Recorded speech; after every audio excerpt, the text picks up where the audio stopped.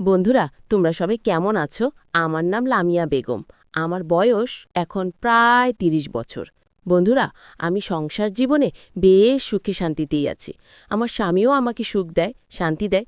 তাছাড়া আমার শ্বশুর, সে প্রতিনিয়তই আমার দেখাশোনা করে, আমার দায়িত্বও নিতে শিখে গেছে। আমি কাউকে বাধা দেই না, কাউকে আমি নিষেধ করি না। তারা আমাকে দিতে মজা পায়, আমিও তাদের কাছ থেকে বেশ মজা পাই, আনন্দ পাই। এভাবেই চলছে আমার জীবন। বন্ধুরা, আমার জীবনের কিছু বাস্তব ঘটনা, কিছু আনন্দের মুহূর্ত আজকে তোমাদের সঙ্গে শেয়ার করতে যাচ্ছি। তো তোমরা কি সবাই প্রস্তুত শোনার জন্য? অবশ্যই কানে একটা হেডফোন গুঁজে দাও। আর তোমরা আমার চ্যানেলটা সাবস্ক্রাইব করে গল্পটা শুনতে থাকো। তাহলে চলো শুরু করা যাক। আমি লামিয়া বেগম। বন্ধুরা, আসলে আমি দেখতে অতটা মেয়েদের মতো না, একটু মোটাসোটা। আবার খুব একটা যে বেশি সুন্দরী তাও কিন্তু না। আমি দেখতে একেবারেই সুন্দরী না, একেবারে যে সুন্দরীর পর্যায়ে পড়ি না তাও কিন্তু না। হ্যাঁ, মানুষ রূপ বা গুণ বলতে কি বুঝে? যে একটা মেয়ের চেহারা সুন্দর, তার বডি ফিগার ভালো, সেই মেয়েটার রূপবতী। আসলে কি তাই? না, আসলে তাই না। যে রূপবতী হয় আমরা জানি সেই গুণবতী হয়, কিন্তু এটা সম্পূর্ণ আকারে একটা ভুল। আসলে সবাই একটা ধারণা, কিন্তু এমনও মানুষ এখনও আছে যারা আসলে রূপের সৌন্দর্যে পাগল না। তারা আসলে রূপের সৌন্দর্যে পাগল না হয়ে মানুষের মনের সৌন্দর্যে প্রেমে পড়ে। যেমন আমি কিন্তু দেখতে খুব একটা বেশি সুন্দরী না, আবার আমার যে ওই নায়িকাদের মতো বডি ফিটনেস, ব্যায়াম করি, জিম করি, হ্যাঁ, এই রকমও কোনো হট ফিগার না আমার। তারপরও আমার স্বামী, সে আমাকে নায়িকাদের থেকেও অনেক বেশি সুন্দরী বলে আমাকে। হয়তো সে আমাকে ফাম দেয়, আর না হলে সে আমাকে খুশি করার জন্য বলে। আমি এটা প্রথমে তাই ভাবতাম, কিন্তু না, সে সত্যিকার অর্থেই আমার প্রেমে পড়েছিল। আমাকে সত্যিকার অর্থেই সে ভালোবেসেছিল মন থেকেই। কারণ আমার স্বামী রাস্তায় কোনো সুন্দরী মেয়ে দেখলে কখনোই তাদেরকে ভালো চোখে দেখে না। আমি কালো, আমি কালো বলবো, কালো না একটু সামলা। আর তার উপর সবচেয়ে বড় কথা হচ্ছে আমি একটু মোটাসোটা। আমার বডি ফিগার নায়িকাদের মতো অত ফিটিং ফাটিং না। আমার বয়সের তুলনায় আমি একটু মোটা হয়ে গেছি। কিন্তু আমার এই শরীরখানা নিয়েই আমার স্বামী, সে গর্ব করে এবং সে আমাকে খুব বেশি ভালোবাসে, এবং আমার এই চেহারা সুন্দর এটাকেও সে খুব বেশি ভালোবাসে। আমার স্বামী একজন ব্যবসায়ী। সেই মূলত শহরে ফলের ব্যবসা করে। বাড়িতে আসে মাঝে মাসে ১-২ বার আসে। আবার কোনো সময় দেখা যায় ব্যবসা ভালো না হলে ২ মাস ৩ মাস পরও আসে। কিন্তু বন্ধুরা, আমার শ্বশুর প্রায় সময় সে আমার প্রশংসা করে, আমাকে টাকা পয়সা দেয়, তারপর হচ্ছে আবার খোঁজ খবর নেয়। কিন্তু আমার কাছে সে কোনো কিছুই চায় না। এদিকে আমার শাশুড়ি, আমি এই বাড়িতে বিয়ে হওয়ার আগে থেকেই, সে দীর্ঘদিন আগেই মারা গিয়েছিল। সেই পর্যন্ত আমার শ্বশুর একা একাই আছেন। এখনও তিনি একা একাই থাকেন। আসলে শ্বশুরকে সঙ্গ দেওয়ার মতো তেমন কেউ নেই। তাছাড়া আমার শ্বশুর দেখতে যে খুব বয়স হয়ে গেছে তাও কিন্তু না। আমাদের গ্রামের বাড়িতে সে এখনও ওই যে আমরা যে বিলের থেকে বা গাঙের থেকে, খাল বিল থেকে যে মাছ মারে আনি, শ্বশুর এগুলোই এই কাজ করে। তাছাড়া আমাদের বেশ কিছু আবাদি জমিয়ে রয়েছে, যেগুলো আমার শ্বশুর নিজেই সবকিছু দেখাশোনা করেন।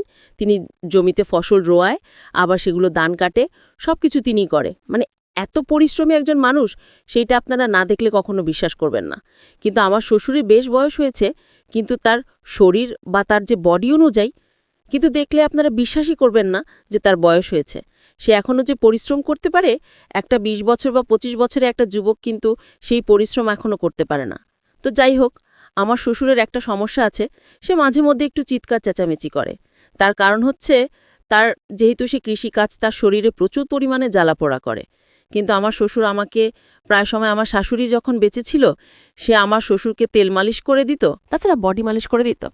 গ্রামের মানুষ তো, তাদেরকে সরিষা তেল, গরম পেঁয়াজ, আর হচ্ছে গরম রসুন, আমি প্রায় সময় আমার শ্বশুরকে পায়ের তলা, তারপর হচ্ছে পুরো হাঁটু থেকে পা, এবং আমার শ্বশুরকে আমি চুলের তেল দিয়ে দিতাম, সরিষা তেল। এইভাবে সে খুব মজা পেত। প্রায় সময় আমাকে বলতো যে, বৌমা স্বর্ণা, তোমার হাতে কি জাদু আছে বলো তো? আমি বলতাম, কেন শ্বশুর আব্বা? তখন সে আমাকে বলতো, আরে, তোমার হাতটা তোমার শাশুড়ির মতোই। তুমি যখন আমাকে তেল মালিশ করে দাও, আমার যে কি ভালো লাগে বৌমা, সেটা তোমাকে বলে বুঝাতে পারবো না। সত্যি, তোমার শাশুড়ি আমাকে ঠিক এইভাবে তেল মালিশ করে দিত। জানেন তো বন্ধুরা, গাঁও গ্রামে মানুষ, তারা আসলে ওষুধ খেতেই চায় না, ওষুধে বিশ্বাসই না। তারা নিজেরাই এক একজন কবিরাজ। তাছাড়া আমার শ্বশুরাব্বা সে প্রায়শই এই কাজ করে থাকে, আমাকে সেইভাবে তেল মালিশ করে দিতে বলে। তো এইভাবে আমাদের বৌমার শ্বশুরের দিন চলে যাচ্ছে। এদিকে আমি আর শ্বশুরাব্বা বাড়িতে একা একাই থাকি। খুব বেশি লোকজন নেই বা আমাদের বাড়িতে, একদম নিরিবিলি। বাচ্চা কাচ্চা আমারও আর ছিল না। তাছাড়া আমার স্বামী ফুয়াদ, সে শহরে ফলের ব্যবসা করে। এইভাবে মাসে 1-2 বার আসে, এক রাত থেকে আবার চলে যায়। আবারও তাতে কিছুই হয় না, তারও কিছু হয় না। তারপরও পেটের দায়ে মানুষকে তো কত জায়গায় থাকতে হয়, কত রকমের কাজ করতে হয়। তো আমি আর আসলে এই বিষয়ে কোনো কিছু মনে করি না। আসলে আমাদের পেটের যদি চিন্তা না হতো, টেনশন না করা লাগতো, যদি কাজকাম না করা লাগতো, তাহলে তো আমি আমার স্বামীর সঙ্গেই থাকতে পারতাম। সে আমাকে মনের মতো করে কোলে নিয়ে আদর করত, ভালোবাসতো, কত কিছু। আমার তো শখ করে, কিন্তু শখ করলে কি হবে, আমার স্বামী তো আর আমার সঙ্গে থাকে না। তো একদিন আমার এক ননদের ছেলে, মানে আমার স্বামীর বোন আছে, সেই ননদের একটা মেয়ে আছে। তো তারাও দুজন শহরে থাকে, ব্যাংকে চাকরি করে। আমার ননদ রাইসা আমাকে বলতেছিল, ভাবি আমার মেয়েটাকে একটু তোমাদের কাছে রাখো না, তাছাড়া বাড়িতে তো তুমি আর বাবা ছাড়া আর কেউ থাকে না, ও তোমাদের কাছে থাকলে একটু ভালো হবে। আসলে আমরা দুজনেই শহরে চাকরি করি, তো তো ওর আসলে পড়াশোনা ক্ষতি হচ্ছে, তোমাদের এখানে স্কুলে পড়াশোনা করুক। তো ওকে নিয়ে আমার সময় কেটে যেত। তো বন্ধুরা, একদিন আমি বাড়ির পুকুরে, আমাদের আবার নিজস্ব পুকুর ছিল, আমাদের গ্রামে এই বড় ঘর, ঘরের সামনে হচ্ছে একটা উঠোন, আর উঠোনের পরে আমাদের বাড়ির পিছনে একটা পুকুর ছিল। সেটাই আমরা একটা সুন্দর একটা সিঁড়ি দিয়েছি, সেখানে আমরা সবাই গোসল করি। আমাদের বাড়ির যারা বেড়াতে আসতো মেহমান, সবাই সেখানেই গোসল করত।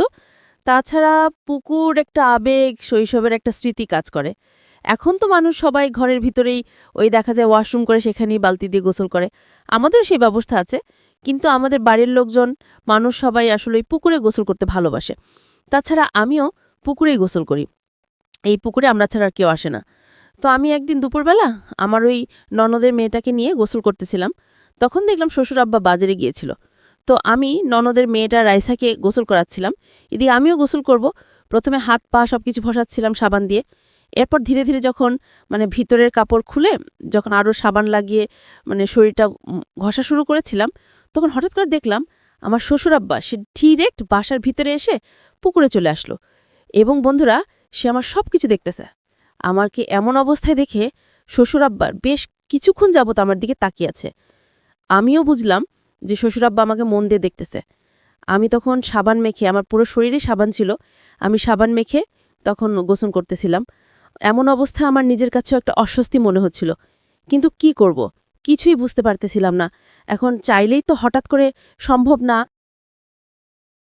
আমি যখন গোসল করে কাপড় চেঞ্জ করতেছিলাম, শ্বশুর আব্বা তখন আবার আমার কাছে আসলো। তখন আবার আমার কাছে এসে সেই দেখলো আমি কাপড় চেঞ্জ করতেছি। এমন অবস্থায় শ্বশুরবাবা আমাকে দেখে রীতিমতো তার চোখ কপালে উঠে গেছে। এছাড়া বেচারার বউ নেই, মানে আমার শাশুড়িও বেশ কিছুদিন যাবৎ আসলে সে মিস করতেছে, আমি বুঝতে পারছি। আমাকে এমন অবস্থায় দেখে শ্বশুরের মাথায় একেবারেই যেন পুরোপুরি নষ্ট হয়ে গেল। সে কি করবে তখন কোনো কিছুই বুঝে পাচ্ছিল না। আমি বুঝলাম শ্বশুর আমাকে এমন অবস্থায় দেখে সে বিষয়টা আসলে স্বাভাবিকভাবে নিতে পারল না। তারপর গোসল করার পর শ্বশুর আমার কাছে এসে আমাকে বলল, বৌমা তোমাকে তো আজকে বেশ ভারী মিষ্টি লাগতেছে। এমন অবস্থায় আমি মনে মনে বললাম, হ্যাঁ হ্যাঁ হ্যাঁ, সুন্দর তো লাগবেই, কারণ আমার শরীরে তখন কাপড় নেই। তারপর বন্ধুরা, এইভাবে পরের দিন আমার স্বামী শহর থেকে আসলো। আসার সময় সে তো ফলের ব্যবসা করে, বেশ ফলমূল নিয়ে আসলো। আমি বাবার রুমে নিয়ে বেশ কিছুটা ফল নিয়ে আমি শ্বশুর বাবাকে দিলাম। শ্বশুর বাবার রুমে আমি যখন ফল নিয়ে যাচ্ছিলাম, শ্বশুর বাবা তখন আমাকে বলল, মা কে ওই রাতুল এসেছে নাকি? আমি বললাম, হ্যাঁ বাবা, এই জন্য তুই আপনার রুমে ফল নিয়ে এসেছি। তখন শ্বশুর বাবা আমাকে বলল, ঠিক আছে, আমি একটু পরে খাবার খেতে আসছি। আমি বললাম, আচ্ছা ঠিক আছে আব্বা, আপনি তাড়াতাড়ি চলে আসেন, আমি খাবার ডাইনিংয়ে বেড়ে দিচ্ছি। এই কথা বলে তখন আমি চলে গেলাম।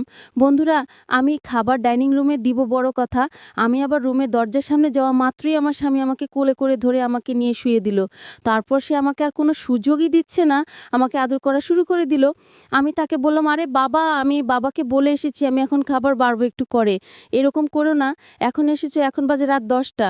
শোনো, আমি ডাইনিংয়ে খাবার দিচ্ছি, আগে খাবারগুলো খেয়ে নাও, তারপর না হয় দেখবো রাতে তুমি কত পড়ো। হ্যাঁ, আজকে আমিও দেখব। তুমি জানো, তোমার জন্য আমার খুব মন কাঁদে, আমার মন খুব পুড়ে। তুমি সারা মাস শহরে থাকো, এদিকে আর একা একা আমার বাড়িতে একদমই ভালো লাগে না। সারাক্ষণ আমার মন তোমার উপরে পড়ে থাকে, কিছুই যেন আমার ভালো লাগে না, কিছু করতেই আমার ইচ্ছে করে না। সারাক্ষণ মন চায় তোমার আদর পেতে, তুমি আমাকে ভালোবাসবে, এটাই আমার মন চায়, আর কোনো কিছু চায় না। তারপর সে আমাকে আর কোনো ছাড়তেছে না, বলতেছে আরে বাবা ভাত খেয়ে নেবে, বেড়ে নিয়ে খাবে, ঠিক আছে? তাছাড়া বাবা বুঝবে আজকে তার ছেলে এসেছে, তার বৌমাকে আজকে সে অনেক বেশি ভালোবাসবে।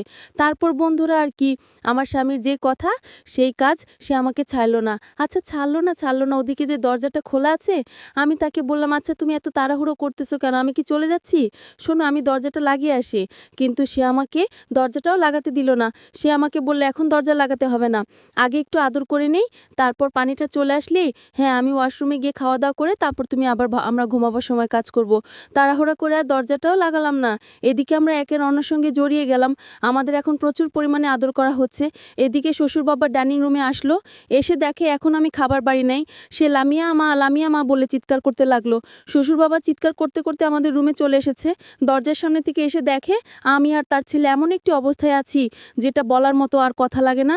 এমন অবস্থায় শ্বশুর বাবা আমাকে দেখে, সেদিন তো পুকুরে আমাকে দেখেছিল হালকা হালকা, আজকে তো একেবারে পুরো অবস্থায় দেখে ফেলেছে আমার। শ্বশুর বাবা আমাকে দেখে তার চোখ পুরো কপালে উঠে গেল। তারপর সে মুখটা ঘুরিয়ে লজ্জা পেয়ে সে এখান থেকে চলে গেল। সে আর কোনো কিছু বলল না। এদিকে আমি আমার স্বামী রাতুলকে বলতেছিলাম, দেখেছো তো বাবা ঠিকই আমাকে খুঁজে বুঝে এখানে চলে এসেছে। তোমাকে আমি আগেই বলেছিলাম যে দরজাটা একটু লাগিয়ে আসি, এখন তো ভালোই হয়েছে, বাবা সব কিছু দেখে নিয়েছে আমার। তখন আমার স্বামী বলল আরে দেখেছে তো কি হয়েছে, সে তো আমার বাবাই হয়, তোমার শ্বশুর। তাছাড়া শ্বশুর এগুলো কোনো কিছু মনে করে না, শ্বশুর এগুলো একটু একটু একটু বুঝে যে এতদিন পর ছেলে এসেছে। হ্যাঁ বৌমা একটু ব্যস্ত থাকবে, এই কথা বলে আমার স্বামী আমাকে আবার ধরল। তারপর বন্ধুরা আমি আর কোনো কিছু বললাম না বা আমি আর কোনো কিছু বলার সুযোগও পেলাম না। তারপর সে আমাকে টানা ১ ঘন্টা এইভাবে, আর কি বলবো, আমি যে একটু লড়বো, আমার প্রচণ্ড পরিমাণে প্রস্রাব ধরেছিল, আমি যে একটু প্রস্রাব করব, আমাকে সেই সুযোগটুকু আর দেওয়া হলো না। এরকম একটা অবস্থা তখন হয়েছিল। আমি আমার স্বামীকে বলতেছিলাম ওগো আমার প্রস্রাব ধরেছে, একটু ওয়াশরুমে যাব। সে আমাকে এই সুযোগও দিল না। একেবারে রাত ১২টা বাজালো। রাত ১২টার সময় তার কাঁধ হয়ে গেছে। তখন সে আমার উপর থেকে উঠে ওয়াশরুমে গিয়ে ফ্রেশ হলো। এদিকে আমিও ফ্রেশ হলাম। তখন সে আমাকে বলতেছে এখন নাকি সে খাবার খাবে। তারপর খাবারগুলো বেশ ঠান্ডা হয়ে গেছিল। খাবারগুলো একটু গরম করলাম, একটু গরম করে আমি তাকে আবার খাওয়ালাম। খাওয়া দাওয়া করার পর আমরা ফ্রেশ হয়ে আবার বেডরুমে ঘুমাতে গেলাম। তখন সে একটু রেস্ট নিয়ে ওই রাতে আবার প্রায় ৩ বার আমার সঙ্গে ওই রাতে। সকালবেলা প্রায় ৮টার সময় আমি ঘুম থেকে উঠলাম। উফ! সেদিন সকালবেলা আমার শরীরটা যা হালকা লাগতেছিল না বন্ধুরা, যা পাতলা লাগতেছিল, মনে হচ্ছিল আজকে যেন পৃথিবীর এক অন্যরকম এক স্বর্গে আমি বাস করতেছি। আমার শরীরটাও খুব মাথাবাল হয়ে থাকে। কিন্তু আজকে শরীর, মন সবকিছু একদম ফ্রেশ লাগতেছে, একদম হালকা লাগতেছে। এত ভালো লাগা কাজ করতেছে যা তোমাদেরকে আর বলে বোঝাতে পারবো না। তো যাই হোক, আজকে আমার মন খুব ভালো লাগতেছে, মন খুব হালকা হয়েছে যে সে আমাকে এভাবে ভালোবাসা প্রদান করেছে। তারপর সকালবেলা ঘুম থেকে উঠে আমি নাস্তা-বাস্তা করে শ্বশুরকে তারপর হচ্ছে আমার স্বামীকে নাস্তা করালাম। তখন আমার স্বামী সে চলে যাবে। সে আমাকে বলতেছে, "শোনো আমাকে একটু যেতে হবে, গিয়ে আবার ওই পাইকারি ফল কিনতে হবে আর দোকানটা একটু চালু করতে হবে। এমনি তো ব্যবসার অবস্থা এখন খুব একটা বেশি ভালো না।" তখন আমি তাকে বললাম, "ঠিক আছে আপনি আবার তাড়াতাড়ি আইসেন। আর মাসে একটু ২-৩ বার এসে একটু সপ্তাহখানেক থাইকেন। আমার একা, একা আর ভালো লাগে না।" এই কথা বলে স্বামী নাস্তাটা করে এসে আমাকে বলল, "আচ্ছা ঠিক আছে, রুমে আসো, তোমার সঙ্গে আমার একটু দরকার আছে।" তারপর বন্ধুরা এই কথা বলেই আমার শ্বশুর ডাইনিং রুমে এসে নাস্তা খাচ্ছিল। সে আমাকে, আমি বললাম, "আরে এখন একটু আমার দরকার আছে, আমি একটু এই দেখো হাঁড়ি-পাতিলগুলো একটু ধুতে যাব। তাছাড়া কাপড়-চোপড়ও ধুতে হবে।" সে আমাকে বলল, "তুমি আসো না, আমি তো তোমাকে ছেড়ে দিব।" এই কথা বলে সে আমাকে হাতটা ধরে শ্বশুরের সামনে রুমে নিয়ে গেল। নিয়ে দরজাটা টাস করে বন্ধ করে দিল। প্রায় ৩০ মিনিটের মতো আমার সঙ্গে একটু অন্যরকম একটা খেলা খেলল। শ্বশুর আব্বার ডাইনিং রুম থেকে সবকিছুই সে ফলো করেছে, আমি লক্ষ্য করলাম বিষয়টা। তারপর সে আমার সঙ্গে আধা ঘন্টা সময় কাটিয়ে সে চলে গেল। শেষও হইল না। তখন আমার শ্বশুর আব্বা বলল, "তাল, ছেলেকে রাতুল বৌমার সঙ্গে আধা ঘন্টা সময় কাটিয়েছিস। একটু ওয়াশরুমে যা, একটু গোসলটা করে শরীরটা ফ্রেশ করে যা, শরীরটা তোর নাপাক হয়ে আছে।" তখন সে আর কোনো কিছু বলল না, বলল তার সময় নেই। এদিকে শ্বশুর আব্বা যে সবকিছু বুঝতে পেরেছি আমি সেটা খুব ভালোভাবে লক্ষ্য করেছি। তো রাতের বেলা আমি, শ্বশুর আব্বা আর আমি একেবারে নাস্তা খাচ্ছিলাম, রুটি পরোটা খাচ্ছিলাম। খাওয়া দাওয়া শেষ করে শ্বশুর আব্বা সে তার রুমে চলে গেল। এদিকে আমি আমার রুমে ঘুমিয়ে পড়লাম। রাত ১২টার দিকে আমি খেয়াল করলাম শ্বশুর আব্বা আমার রুমে আসে। এসে আমি কিন্তু সজাগ, আমার আসলে বন্ধুরা ঘুম আসে না, কারণ আমার ঘুম আসতে আসতে প্রায় ১টা বাজে। ঠিক আছে, তাহলে আমি রাত 11টা-12টা পর্যন্ত রিলস দেখি, তারপর মোবাইলটা বালিশের পাশে রেখে দেই। বালিশের পাশে রেখে তারপর দেখা যায় আরও বেশ কিছুক্ষণ চোখ ঘুমোতে ঘুমোতে আমার আরও 1 ঘন্টা চলে যায়। শ্বশুর আব্বা এসে সে আমার হাত পায়ে টাচ করতেছে, আমার চুলে টাচ করতেছে, আমার বিভিন্ন অঙ্গের দিকে সে দৃষ্টি দিচ্ছে, তাকাচ্ছে একটু কটুভাবে, যেটা এর আগে কখনোই হয় নাই। এর আগে শ্বশুর আব্বা এরকম কখনো আমার দিকে তাকায় নাই। আজকে শ্বশুর আব্বা এত রাতে আমার রুমে আসলো, আমার জন্য সন্দেহ হচ্ছে সে কি নিয়ে আমার রুমে এসেছে, কি মতলবে এসেছে। আমার সন্দেহ হলো। এসে আমার বেশ কিছু শরীরের জায়গায় সে টাচ করলো, কিন্তু বেশ কিছু জায়গায় সে টাচ করতে চাইলো, পরে আসে কি মনে করে আর টাচ করে নাই, চলে গেল। পরের দিন রাতের বেলায় এসে আবার আসলো। আজকে আমি তাকে হাতে নাতে ধরে ফেললাম। আমি বললাম, বাবা আপনি কি করতেছেন? তখন শ্বশুর আব্বা আমাকে বলতেছে, বৌমা আমি দেখতেছিলাম তোমার শরীরটা ভালো কিনা। আমি বললাম, না বাবা, আপনার মনে হচ্ছে অন্য কোনো মতলবে এসেছেন। আপনি কালকে রাতেও আমার কাছে এসেছিলেন বাবা, আপনি কি চান বলুন তো? তখন শ্বশুরাব্বা আমাকে বলল, বৌমা আমার একদমই ভাল লাগতেছে না, আমার মাথাটা খুব ব্যথা করতেছে, তুমি একটু মালিশ করে দিবে? আমি বললাম, বাবা আপনি এই কথা আমাকে বলতেই পারতেন, কিন্তু আপনি এভাবে আমার ঘরে এসে চুপি চুপি করতেছেন, লুকোচুরি খেলতেছেন, আমার শরীরে টাচ করতেছেন। তখন বলল, বৌমা আমি দেখছিলাম তুমি আসলে ঘুমিয়ে গেছো কিনা। তারপর আর কি, আমি বললাম ঠিক আছে আপনি একটু সোফায় বসেন, আমি তেলটা গরম করে আনি। শ্বশুর আব্বার হাতে পায়ে আমি তেলটা মালিশ করে দেওয়ার পর সে আমাকে বলতেছে, বৌমা তোমাকে একটু তেল মালিশ করে দেই, তুমি তো সবসময় আমাকে দাও। এই সুযোগে শ্বশুর আব্বা আমার শাড়িটা একটু উপর দিকে তুলেই, তার লুঙ্গিটাও একটু উপর দিকে তুলেই আর কি করলো বন্ধুরা, কি বলবো। আমার শ্বশুর আব্বা যেন সে আরও বেশি ফার্স্ট ক্লাস, মানে অনেক বেশি এগিয়ে, এত বেশি এগিয়ে সেটা আর আমি তোমাদেরকে বলে বোঝাতে পারবো না যে সে এত বেশি এগিয়ে, এত বেশি এক্সপার্ট। আমি আমার শ্বশুর আব্বাকে এতদিন যা ভেবেছিলাম, আমার শ্বশুর আব্বা কিন্তু একদমই তা নয়। সে কিন্তু খুব অ্যাক্টিভ। আমি সুপারের পিছন ঘুরছি, ঘুরতে ঘুরতে ঘুরতে সে আমার শাড়িটা উপর করে আমার সঙ্গে যা খেলাগায় খেললো বন্ধুরা, আমি এই দিনের কথা, এই দিনের ঘটনা আমি কোনো দিন ভুলতে পারবো না। তারপর আমি শ্বশুর আব্বাকে বললাম, বাবা আপনি এটা কি করলেন? তখন শ্বশুর আব্বা আমাকে বলতেছে, বৌমা আমি খুব বেশি আবেগী হয়ে পড়েছি, অনেক বেশি আবেগী হয়ে পড়েছি। আসলে বৌমা আমি কি বলবো তোমাকে, কোনো কিছুই আমি বুঝতে পারতেছি। তোমার শাশুড়ির কথা ইদানিং আমার খুব মনে পড়তেছে। সেদিন তুমি পুকুরে গোসল করতেছিলে, ওরকম অবস্থায় তোমাকে দেখে আমার খুব মন চাচ্ছিল বৌমা, কিন্তু শরমের মাথা খেয়ে তোমাকে কোনো কিছুই সেদিন আমি বলতে পারিনি। তার উপর আজকে সকালবেলা তোমাকে আমার ছেলে যখন টেনে হিঁচড়ে নিয়ে যায়, তখন আমার ভিতরে একটা অন্যরকম কাজ করতেছিল। তখন আমি আমার শ্বশুর আব্বাকে বললাম, বাবা তাই বলে আপনি আপনার পুত্রবধূর সঙ্গেই কাজ করবেন? হ্যাঁ আপনি আমার শাশুড়িকে মিস করতেই পারেন, তাই বলে বাবা একটাবার আপনি ভেবে দেখবেন না যে আপনি কার সঙ্গে কি কাজ করতেছেন? সেদিন আমি কি বলবো, শ্বশুর আব্বা আমার কাছে মাপ চাচ্ছে, ক্ষমা চাচ্ছে। তারপর বন্ধুরা সে যখন আমাকে এমন একটি কাজ করলো আমার সঙ্গে, তখন দেখে আমার ভেতরেও একটা অশান্তি কাজ করতেছে। তখন আমারও মন চাচ্ছিল, হঠাৎ করে সে এমন একটি কাজ করে বসলো, তখন আমারও যেন মন খুব করে যাচ্ছিল। আমি তখন শ্বশুর আব্বাকে বললাম, ঠিক আছে আপনি যখন এত কিছু করেই বসলেন, নেন আমাকে তো আপনি এখন খুব গরম করে দিলেন, নেন আপনি যখন আমার শরীরে আগুন লাগিয়ে দিয়েছেন, আপনি সেই আমাকে আবার পানি দিয়ে এখন ঠান্ডা করবেন। কিভাবে করবেন আমি তা কিছুই জানি না, তবে আমি জানি আপনি আমাকে এখন ঠান্ডা করবেন। তারপর বন্ধুরা শ্বশুর তখন আমাকে বলল, বৌমা তুমি সত্যি আমাকে ঠান্ডা করার জন্য দিবে? আমি বললাম, দিব মানে, আমি তো আপনাকে দিয়ে একেবারে বসেই আছি। তখন বন্ধুরা শ্বশুর যেন অনেকটা খুশি হয়ে গেল, একেবারে যেন মমের মতো গলে গলে পড়তেছে। আমি বিষয়টা খুব ভালোভাবে লক্ষ্য করলাম।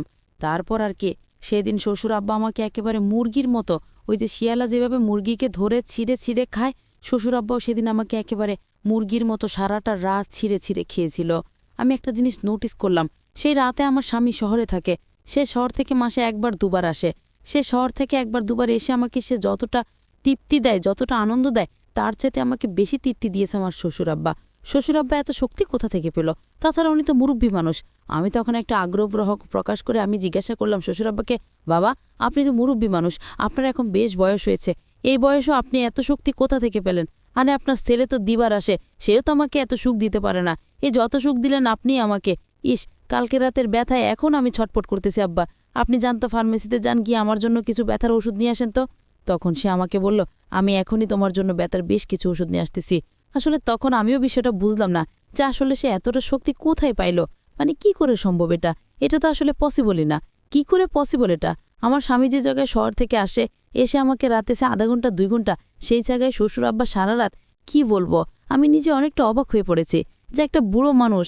এরপর থেকে আমি শ্বশুর আব্বাকে বললাম, বাবা, আপনি তো আমার মত জয় করে নিয়েছেন, আমার মনে তো আপনি জায়গা করে নিয়েছেন।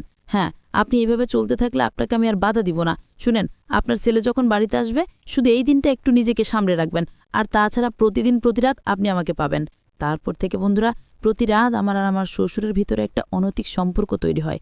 আমার শ্বশুর আব্বার আমি জানতাম যে আমরা একটা ভুল পথে আছি, আমরা ভুল করতে যাচ্ছি, আমরা যেই কাজ করতে যাচ্ছি এটা আসলে সঠিক কোনো কাজ না, এটা নিহাত একটা পাপ কাজ।